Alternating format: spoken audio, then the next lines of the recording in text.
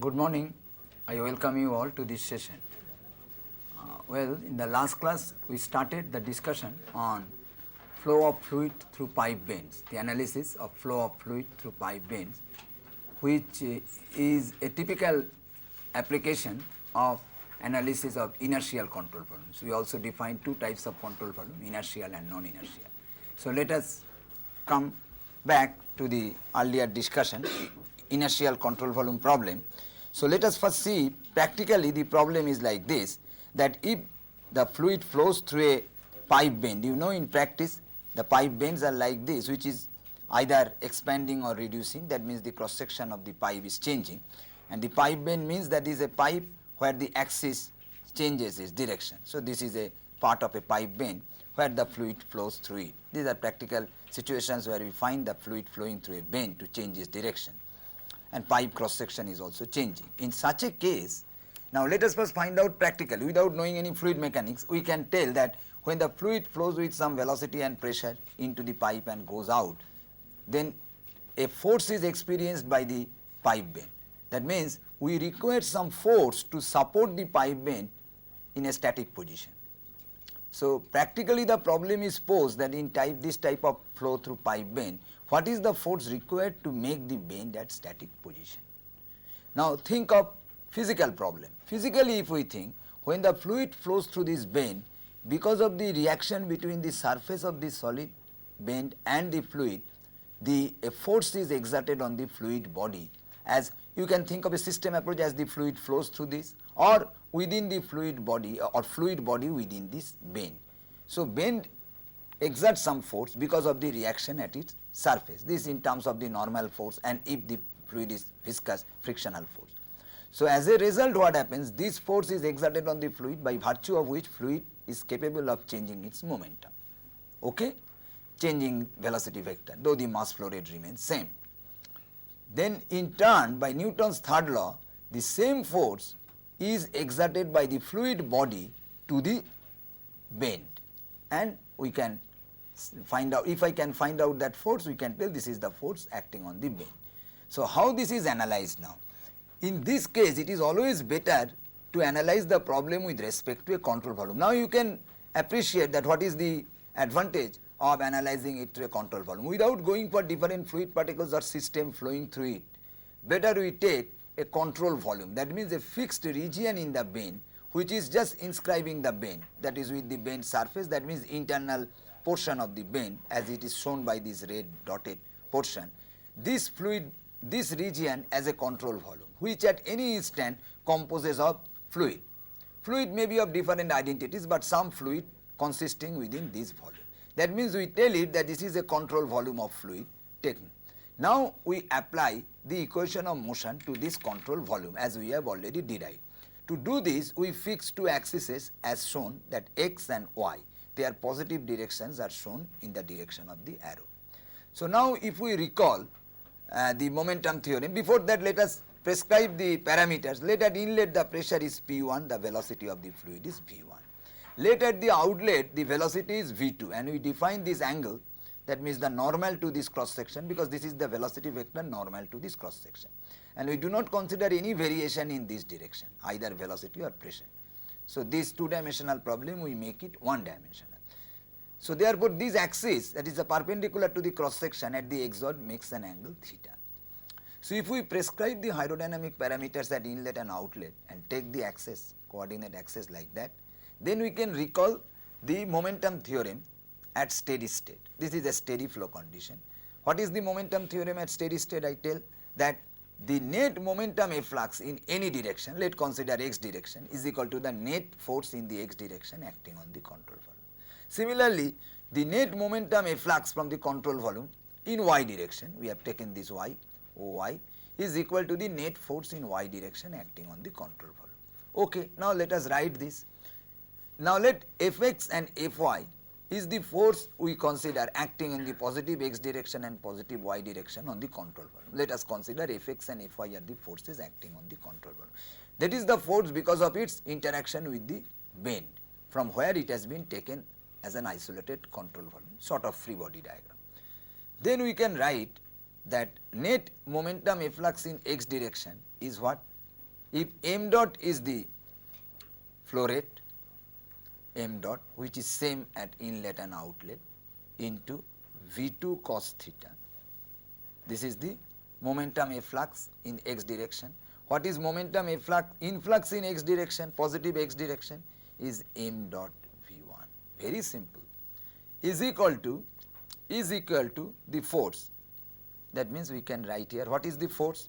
Force is equal to Fx, any other force, plus P1 A1, any other force, minus P2. Please tell P2 A2 is the force and cos theta, A2 cos theta. In y direction, what is the momentum efflux in positive y direction? M2 V2 sin theta. What is the momentum influx in y direction? 0. So minus 0 is equal to Fy. What is the component? There is no contribution here. Minus P2 A2 sin theta. Now, if we consider also, if the pipe bend is in the horizontal plane and xy we take two mutually perpendicular axes in the horizontal plane, this is sufficient. But if the pipe bend is in a vertical plane, then definitely y direction will be the vertical direction, because this xy plane will be again a vertical plane. So x will be any horizontal direction. So the perpendicular to that in the vertical plane will be along the vertical direction. So therefore the weight of the control volume itself, that means the fluid element contained within that, will come into picture, and that will act downwards. That is m, if m is the mass of the fluid within the control volume, mg. And this we can write as m is rho times, if I consider V cut is the internal volume within the pipe bend, then rho V into G. This we will have to take depending upon the plane in which the pipe bend exists. So these are the two equations from which I can write Fx is equal to m dot V2 cos theta minus, rather you write like this, V1. So this will be plus P2 A2 cos theta, P2 A2 cos theta. Okay, this will go there, minus P1 A1. Similarly, Fy will be M2, you see here, V2 sin theta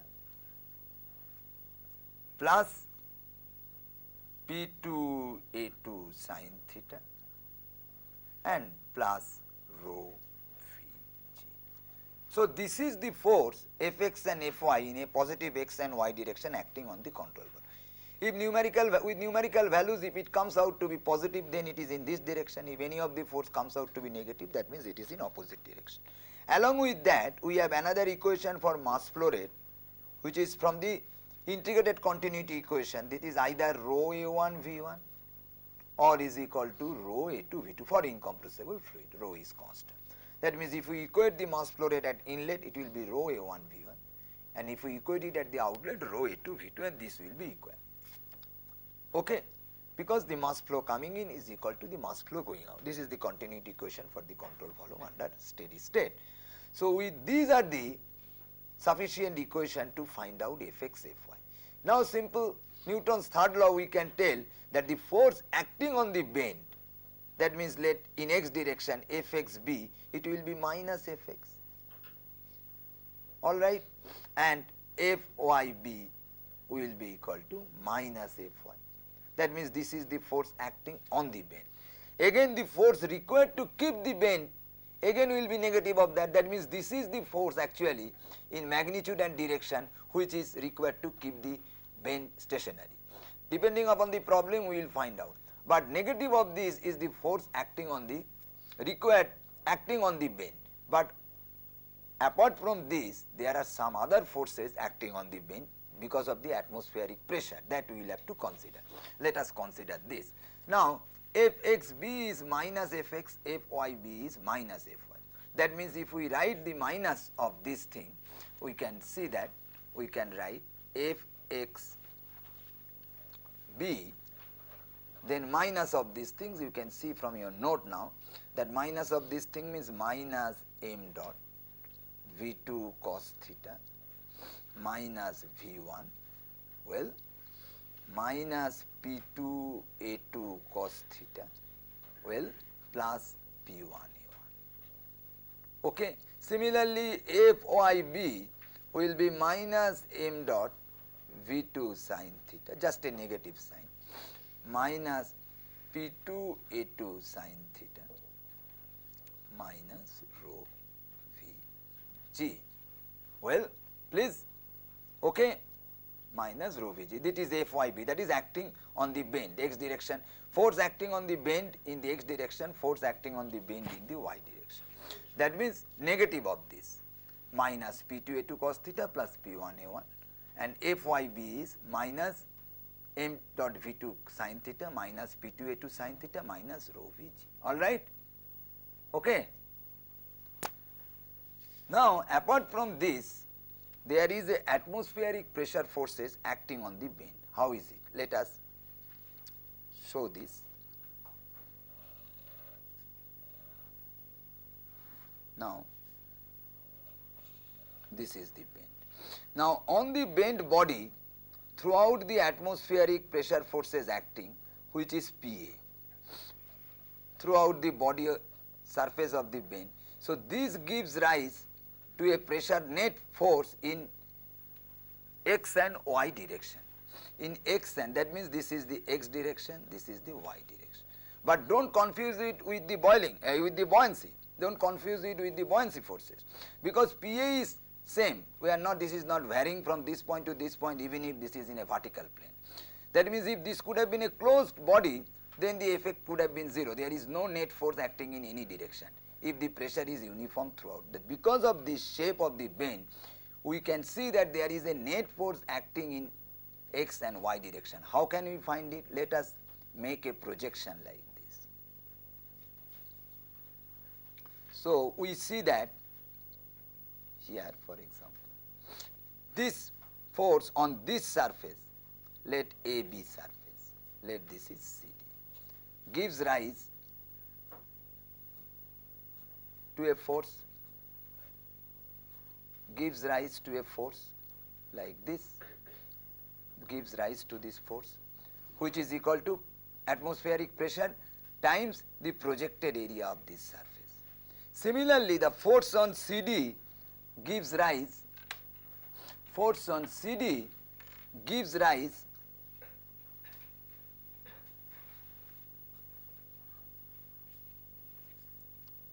so let us make this, gives rise to a force which is the projected area of this CD surface in this direction times the Pa.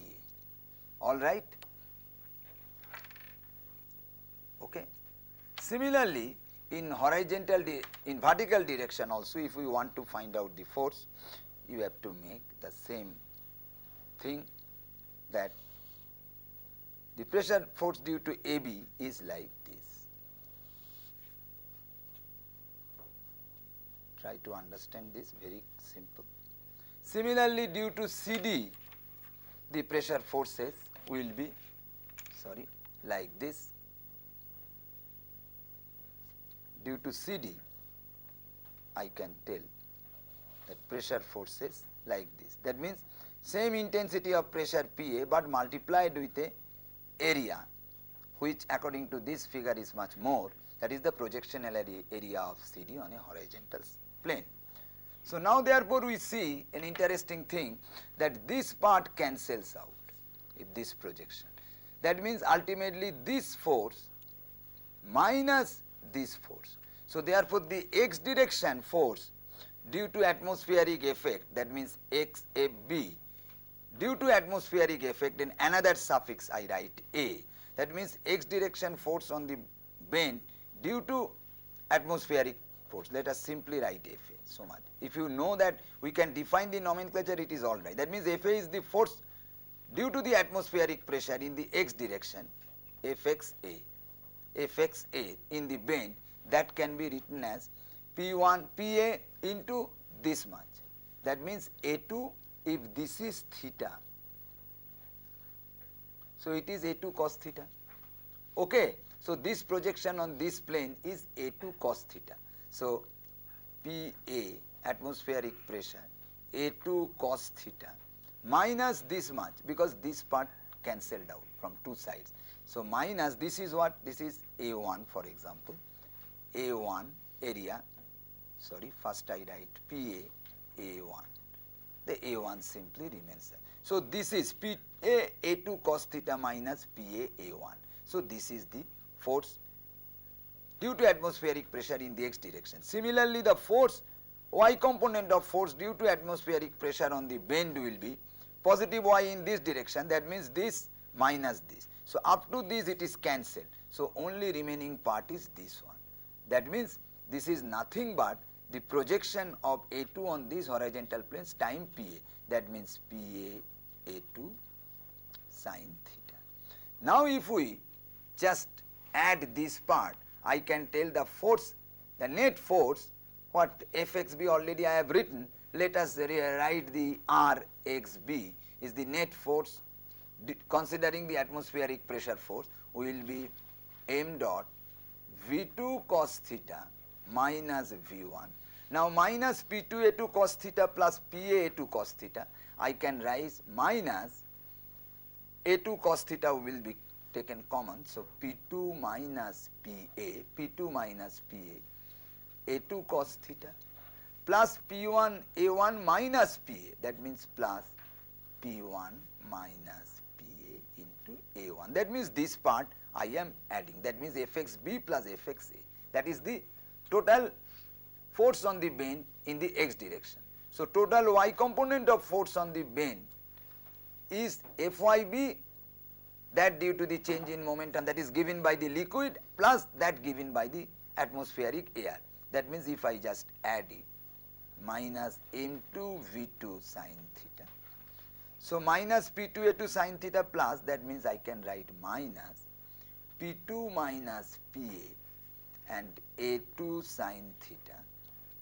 All right, minus rho.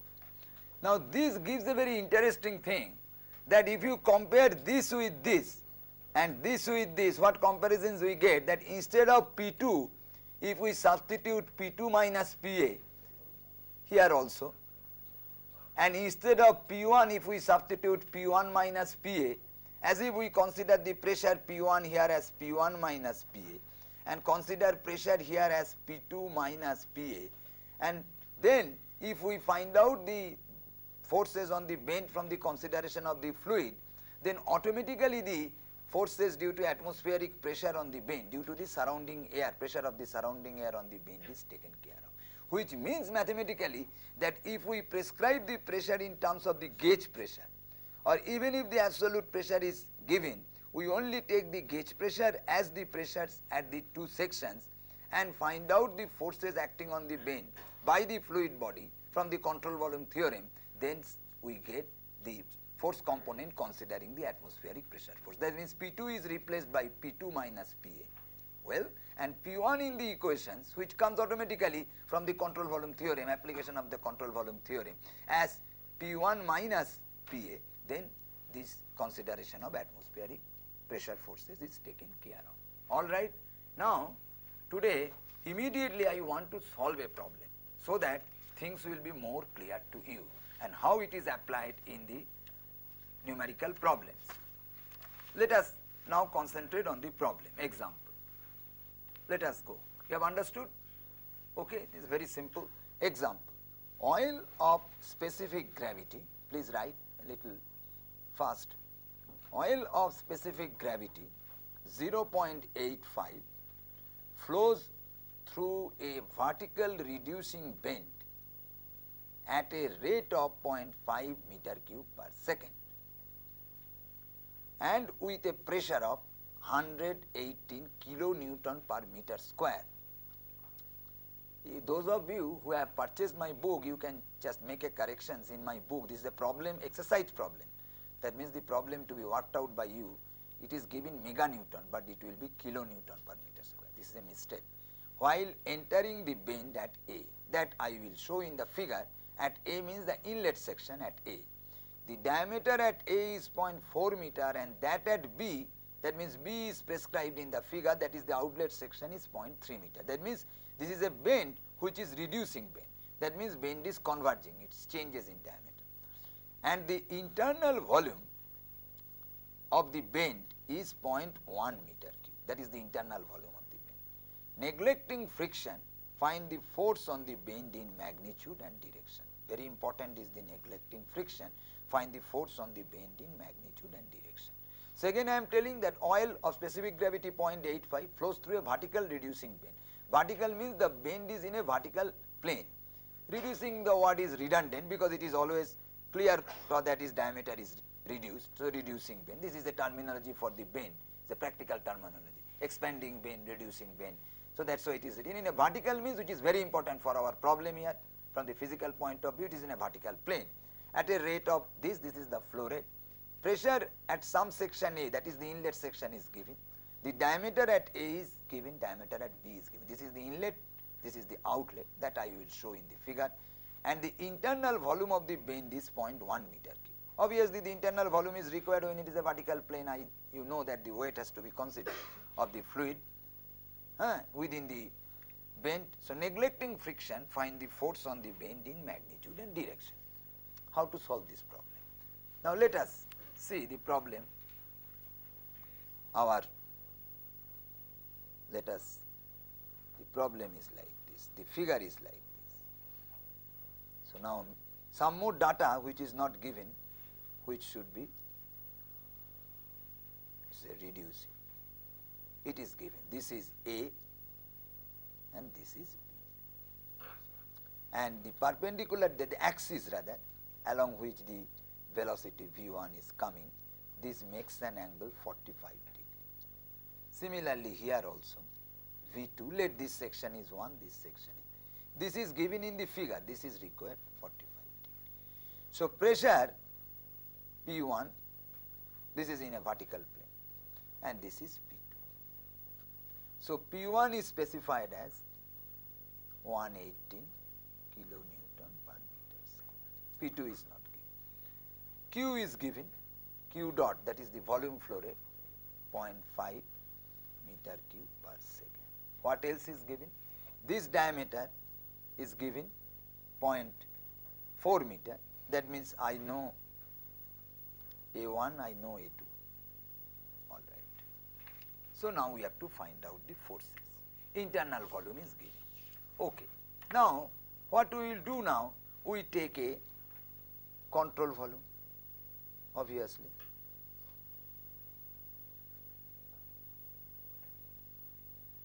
That means let us define the control volume like this. So again the same thing, in the same drawing I could have done.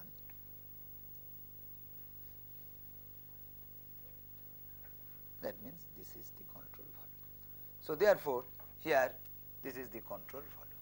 Let us consider xy in this direction, O, x, y, and let us consider the forces acting on this at Fx and Fy on the control volume. This O can be here or here because it is fixed control volume.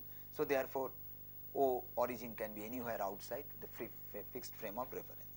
Okay. Then this is V1, this is V2. P1, P2, all I am giving in terms of 1 to A1, A2. P1 is also acting like this, P2 acting like this.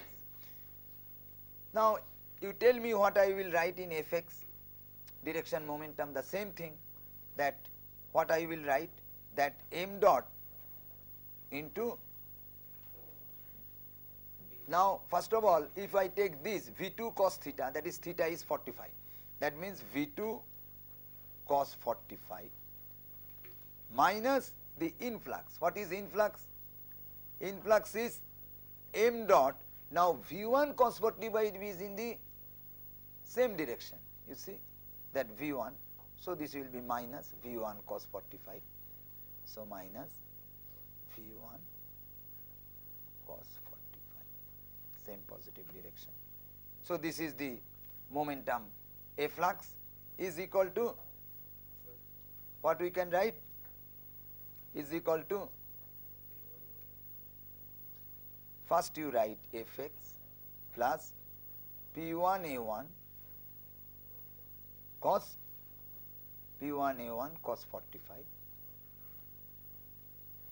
minus, here remember this P1 and P2 are in gauge pressures, very good. So that if I take gauge pressure, the effect of ambient pressure is taken care of. So there is no other force acting on this control valve. Okay, then y direction P2A2, very good, cos 45. Then what is y direction force? Please tell me. So now we can find out Fx from here. Then y direction, please tell y direction, you tell me m dot. Now this is the positive direction, though efflux is in the positive direction, V2 sin theta. What is influx? Minus influx, m dot, please, is it V1 sin 45 only? Minus V1 sin 45, very good, that is why it will be positive, because efflux momentum minus the momentum influx. So momentum influx equation is that minus, because net x efflux of momentum. But momentum itself has a sign because of the sign of the velocity vector relative to the chosen positive direction sign of the coordinate axis. Here V1 sin 45 is in the negative y direction, so that this momentum influx will be negative and this will be added. So that net momentum in efflux in y direction, positive y direction as chosen here, will be this plus this. This is the only difference, is equal to, then Fy, as we have already chosen, let Fy is the force acting on the control valve. Next part is minus P1 A1 sin 45, all right, minus P2 A2 sin 45. So as far as the momentum theorem is concerned, there is no problem with that. Now we will have to, please, yes, very good. What is that? Minus rho, just we write like that in the general nomenclature. Now thing has to be found out. What is m dot? M dot is 0.5 meter cube per second into rho. Rho is 0.5 into 10 to the power 3. Specific gravity. So 10 to the power 3 meter cube per kg. So this becomes equal to kg per second. So m dot is found. How to find out V2 and V1? Please tell me how to find out V2. Good, Q by, that means this is Q by A1. Because Q is A2, sorry, Q is A2 V2, because m dot, or simply Q dot, if I write rho is constant, is A1 V1 is A2 V2, continuity. That means if we equate here, this is the A1 into V1, if we equate here A2 into V2. So what is A2? In bracket A2 is pi. What is D? D1 is 0.4 meter, so 0.4 whole square by 4. So it is very simple, you can find out V2. If you want the values, then I can tell you this is being done, but I think that you can do it anytime. Well, values are, yes, the values at B2, okay, it is given as AB. In the problem it is given AB, so better, I am not changing it. 1 means A and 2 means B. So VB is, that means V2 is 7.07 meter per second. So diameter is small, so velocity will be. So similar way V1 is 0.5 by pi into, sorry, this will be 0.3. So this will be 0.4 whole square. Here 4 will come, pi the square by 4. So this will be 3.98 meter per second. So we know Q1, so we know V1, V2. So what else we have to know? P1, P2. How to find out P1, P2? Here is the concept. How to find out P1, P2? How to find out P1, P2? Please tell me. Bernoulli's equation. And that is why this word is not redundant, neglecting friction. Because the momentum theorem goes with friction also. Because we have considered the Fx and Fy is the force acting. There lies the concept on the control volume. And this force can take care of any reaction force, interaction between the solid surface and the liquid. It can have a shear force. that it can have a frictional force. So the combination of which, that means all sorts of interaction between the solid and the fluid layer is taken care of by. So no restriction has been made here, where we have considered in general the forces acting on the control volume Fx and Fy by the interaction with the solid surface. In that we have not taken that solid surface and fluid is playing with a frictional system, that means ideal fluid. So therefore, here there is no restrictions, but when a problem is given neglecting friction, this word is not redundant, it has got some meaning. So the meaning becomes immediately apparent when we want to find out P2, because P1 is given. If P2 was given, we were not bothered. And again, if it was told frictionless, then we could have been a dilemma. We have to show that the Bernoulli's equation is valid. If it is not telling, then we could write that the word frictionless is wrong in the problem. So when frictionless is given, P2 is absent. That means we can find out P2 by writing the Bernoulli's equation in two sections. So the writing Bernoulli's equations in these two sections, P1 and P2, then we can find out that P1, you can write the Bernoulli's equation, P1 by rho is 0.85 into 10 to the power 3 plus V1 square by 2, what is V1 3.98 whole square by 2 is equal to, according to Bernoulli's equation, this point, if these 2 points the elevations are same, then we can write P2 by 0.85 into 10 to the power 3 plus V2. What is V2? 7.07 whole square V2 square. So this P2 is found out, and this P2 is, if you find out, you will get, here it is given as PB because A and B I have started with 1 and 2, however, this into 10 to the power 3 Newton per meter square, or simple 103.49 kilonewton per meter square. So problem is over. Now if we put this value P2, P1 is known as 118, P1 is known given by the problem. So here is the tricks, that you take the frictional effect and find out this. 118 kilonewton per meter square, you get the value of Fx. Everything is known except Fx and Fy. And if you do so, you will find a value of Fx which is equal to, I tell you, the value of Fx will come minus 4.38 kilonewton, and the value of Fy, if you calculate, it will come 19.81 kilonewton. Therefore, we can say that if you place this figure with this value, that means the force on the control volume is acting in this direction Fx and this direction Fy. Fy coming positive, that means the force is acting in this direction of this magnitude, and the force in the x direction is acting with this direction with this magnitude. That means now I show by the direction with this magnitude. So therefore, forces on the bend will be acting, this is the forces on the bend Fyb and Fxb. So therefore, Fxb will be, now I am writing the same magnitude only, kilonewton, and Fyb is 19.81 kilonewton. Okay, I am not giving any sign because I am showing it. This is the Fxb and this is, because it is just the reverse, opposite, because this is acting on the control volume, so this is acting on the bend. So the resultant will be acting somewhere like that, in that direction. So if this is the resultant force Fb, so Fb is found out as vector addition of this, that means Fxb square plus Fyb square. So this 4.38 square, 19.81 square under root, which gives you a value of 20.29 kilonewton.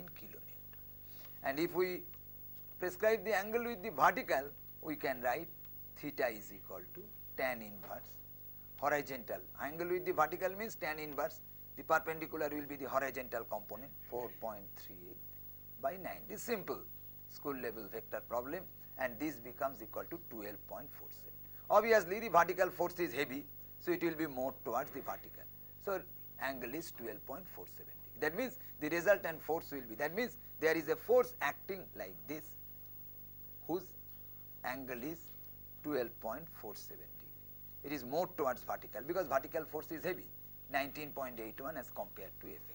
So this is the force acting on the bend. Now if I have to find out what is the force required to support the bend, it will be like this.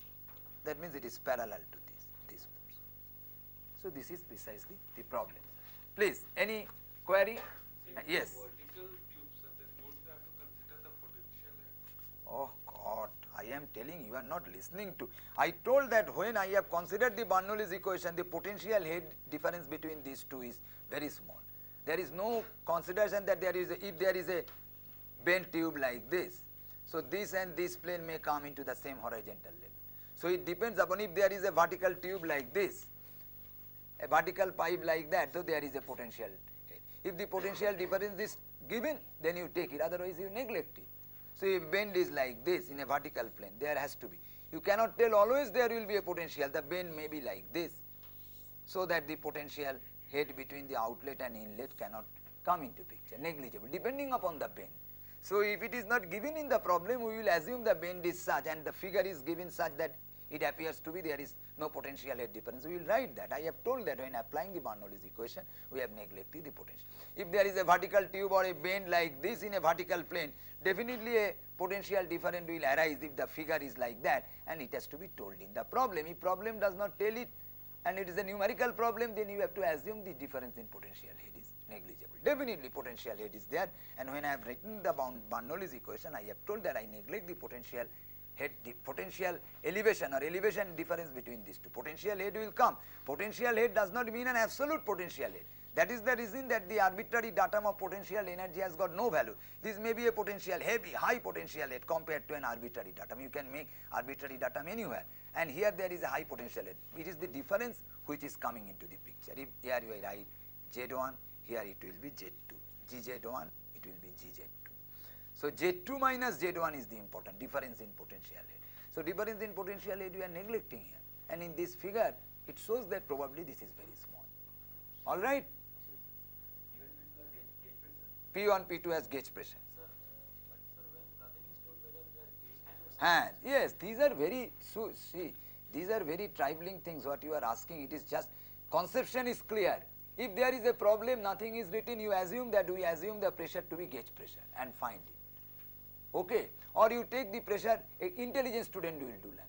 But a less intelligent student will take that we assume the pressure as the absolute pressure, then do that, and then at the end you will find, oh, atmospheric pressure I have to take consideration, otherwise I will not get marks. Again atmospheric pressure, you will ultimately loses time. So you have to do that. But if it is not given, it is a clever attitude to take that when the pressure is not mentioned, whether it is absolute or gauge, I take this is as gauge pressure. So immediately the calculation will tell the net force acting on the bend in consideration of the atmospheric pressure. These are relatively ill-posed problems. The problem will give that. You have understood. So you are asking the question, I understand, as if, sir, what I will do in the examination, or if this is not given, that is not given. So if you understand the problem very well, you can detect that problem is not explicitly well posed. You can mention that, an examiner will be very happy. Sorry, the pressure in the problem is not explicitly written either gauge. Usually when pressure is quoted at this kilonewton per meter square gauge, it is not written. So therefore pressure has to be written clearly, that absolute or gauge. In many applications we don't write it. Very difficult to understand because convention changes. People think that the people will know that it is gauge pressure. So you have to categorically write it. Just I am giving an example in this count, that in my lifetime I have seen only one doctor in my life who, after seeing my pressure, wrote at this millimeter of mercury gauge. I was so surprised to see that. I told doctor, this is for the first time I am seeing a medical practitioner. Even they went through all the courses in school level, first year MBBS. Even they do not write this millimeter, even the millimeter they don't write, they write the numeric. No, that is not their fault, they know. This is not necessary. People know this should be the pressure, this is the numeric. If it goes beyond that, some 90 plus age is the thumb rule. That.